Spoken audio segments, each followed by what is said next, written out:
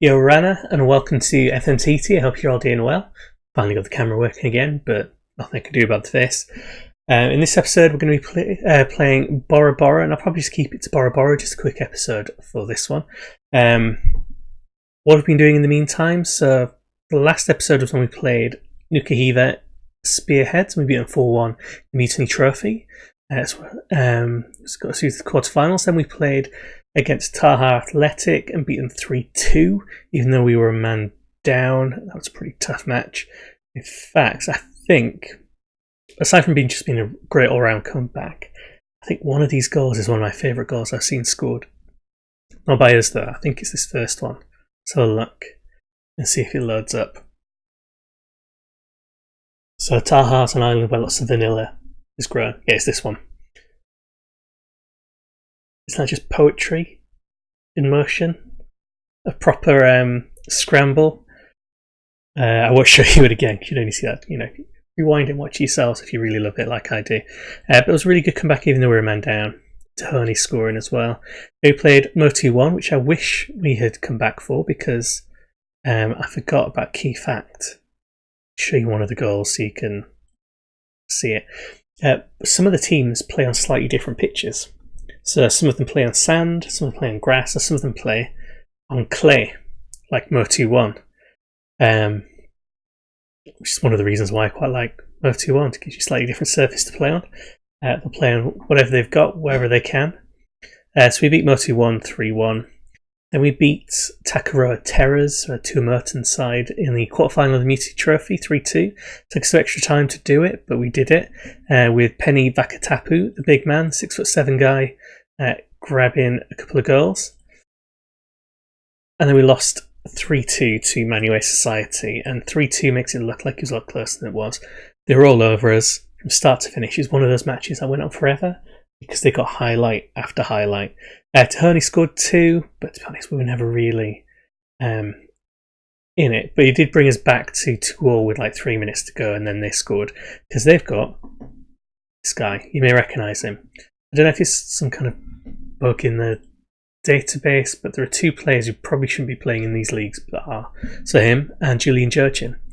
And I think it's because this version of the database has just been copied from 17 to 18 to 19 to 20.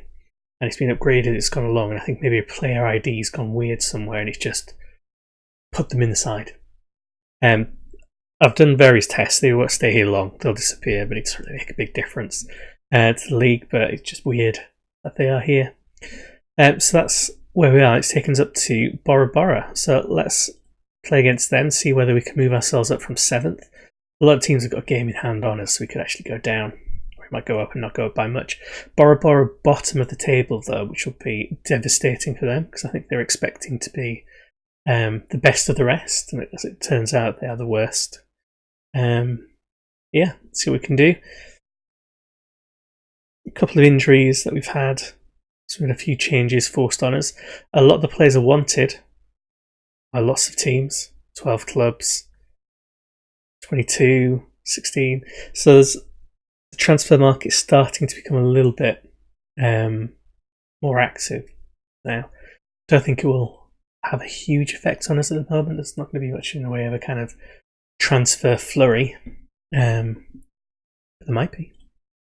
We found more players as well that are interested in coming to us. Again, I'm not going to make any changes just yet, largely because I want to see what our youth intake's like and work from there, and also just get a better knowledge of what players are actually like and what they're playing like by playing against them. So there's a few people I've scouted just in case, so we can make our end of season kind of bargains, but no one's jumping out just yet. 34 degrees. What temperature is it here where I am? How do I find this out on my phone? So I'm in the Midlands, near Birmingham. Let's find out what the actual... What's the weather? Apparently 8 degrees, and it's 34 over here on Rapid ET. I know where I prefer to be. Not much going on. We should, on form, beat them. But they are quite a good team in terms of the personnel. I'll show you a few of the players if I get a chance at the end. So I'm scouting Reynal, for example. 11 to 19 finishing, so he could be a threat.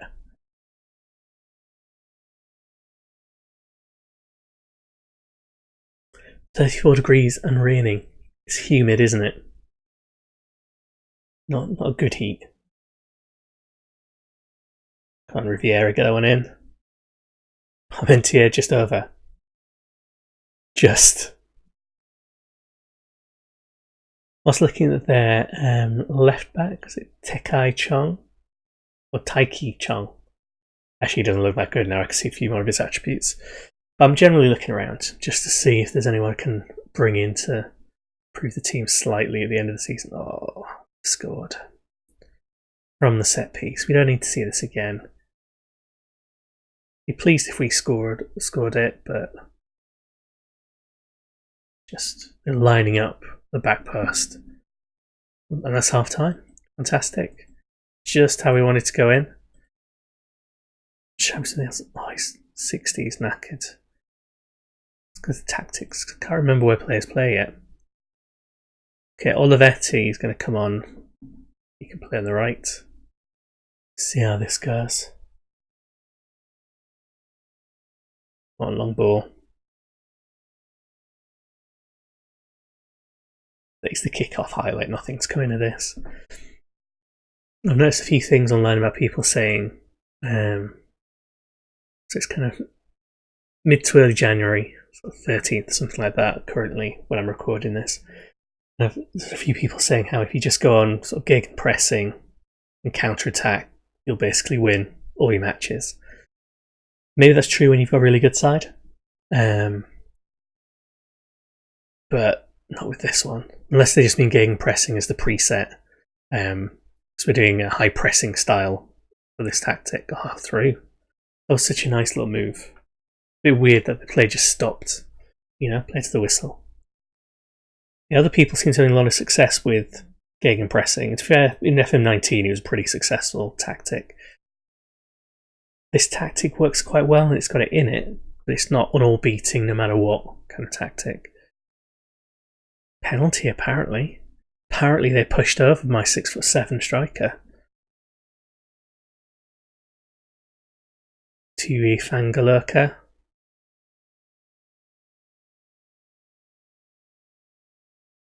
Take it. Level pegging. Don't really need to rewatch penalties, to be honest.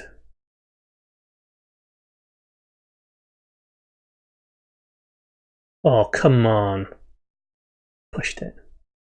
Just into the net. Need to see that again just so I can know how angry do I need to be at the keeper. Very, very angry. But he's kind of content with knowing that all I've got is one backup goalkeeper to replace him with.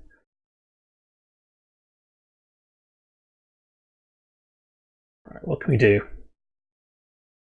Let's bring in a left winger.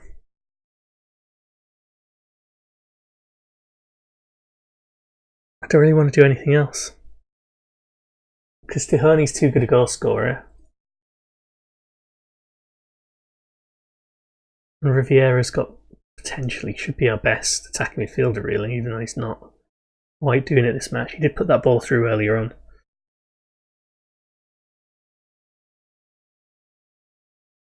Go on, Riviera.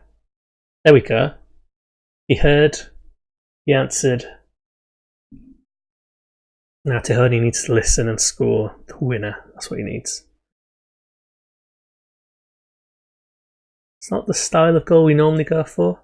I'm normally a bit wary of shots outside the box because their XG is so low in comparison in real life. In FM it's a little bit different.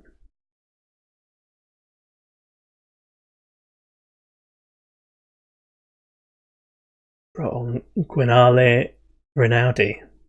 Good name. 5 minutes left.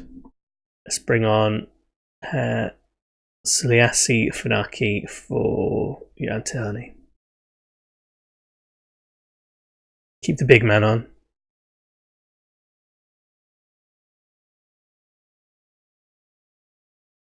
Through. I almost had it.